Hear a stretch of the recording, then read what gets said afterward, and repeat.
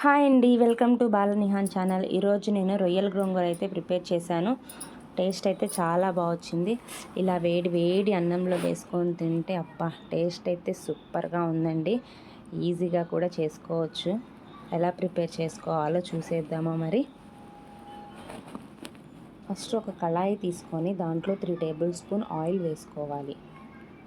Oil fry అయిన తర్వాత ఒక ఉల్లిపాయ 4-5 పచ్చిమిర్చి వేసుకొని చక్కగా ఫ్రై చేసుకోవాలి. ఇలా ఫ్రై అయిన తర్వాత ఒక 2 టేబుల్ స్పూన్ అల్లం వెల్లుల్లి పేస్ట్ వేసుకోవాలి. ఇది పచ్చివాసన పోయేదాకా ఫ్రై చేసుకోవాలి. ఇలా ఫ్రై అయిన తర్వాత ఒక 2 టమాటాస్ వేసుకోవాలి. టమాటాస్ మగ్గడానికి కాసేపు మూత పెట్టి మగ్గిస్తే వెంటనే మగ్గిపోతాయి. చూసారు కదా, ఇలా మగ్గిన తర్వాత రొయ్యల్ని నీట్గా వాష్ చేసుకోవాలి పసుపు వేసుకొని. ఆ వాష్ చేసుకున్న రొయ్యల్ని అందులో వేసేసుకోవాలి.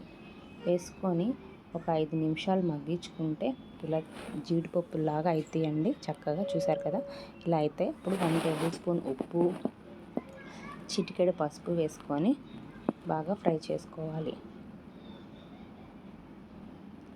కొంచెం వాటర్ అనేది వస్తాయి. వాటర్ పోవడానికి హైలో పెట్టుకొని ఒక 5 నిమిషాలు అటు ఇటు తిప్పుతూ ఉంటే కూర అనేది దగ్గర పడుతుంది. ఒక గోంగూర కట్ట తీసుకొని నీట్గా వాష్ చేసుకొని ఆ గోంగూరని అందులో వేసుకోవాలి. వేసుకొని ఒక 5 నిమిషాలు కుక్ చేసుకుంటే కొంచెం ఇలా దగ్గరగా అవుతుందన్నమాట. మూత పెట్టుకొని ఒక 10 నిమిషాలు సిమ్లో పెట్టుకొని కుక్ చేసుకుంటే చూసారు కదా, ఇలా వస్తుంది. తర్వాత ఒక 1 టేబుల్ స్పూన్ కారం వేసుకోవాలి. కారం వేసుకొని నీట్గా కలబెట్టుకొని లాస్ట్లో కొత్తిమీర వేసుకొని సర్వ్ చేసేసుకోవడమే. చాలా ఈజీగా ఉంది కదా ప్రాసెస్. అయితే మీరు కూడా ట్రై చేయండి.